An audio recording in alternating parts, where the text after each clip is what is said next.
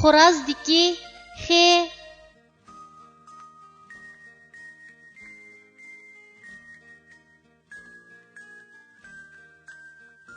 Bu harfning talaffuz qilinishi mundaq.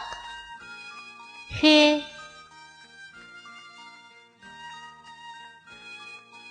Endi bu harfni o'z ichiga olgan misollarni ko'rib o'tamiz. X'ning beshidan ulindigan shakli. Misol: Xurjun. X'ning bosh va oyog'idan ulindigan shakli. Misol: Oshxona.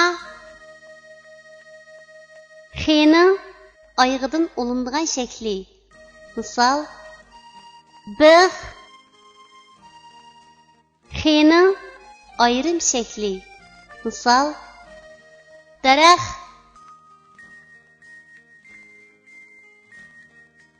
Tuanda biz rasmga birlashtirib, yuqorida o'rganib o'tgan harfning to'g'ri yozilish tartibini mashq qilib o'tamiz.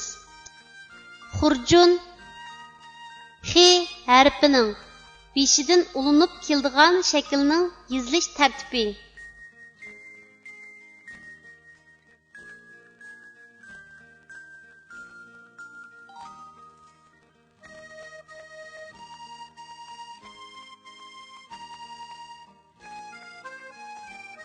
Oshxona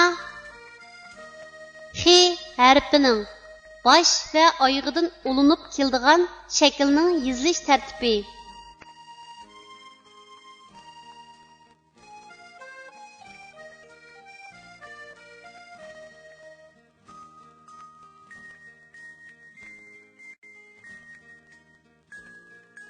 Bix X harfining oyog'idan ulinib keladigan shaklning yozilish tartibi.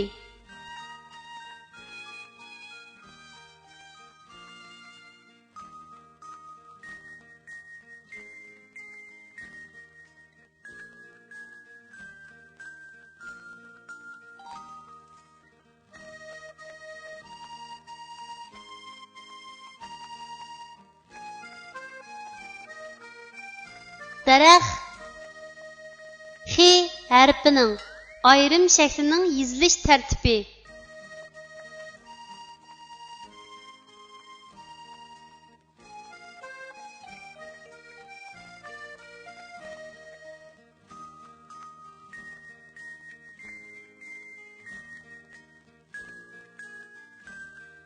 Kichik do'stlar, tuandagi so'zlarni menga aytib o'qinglar.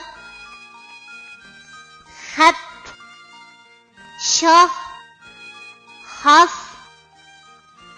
xat, pax, ta, paxta, nax, sha,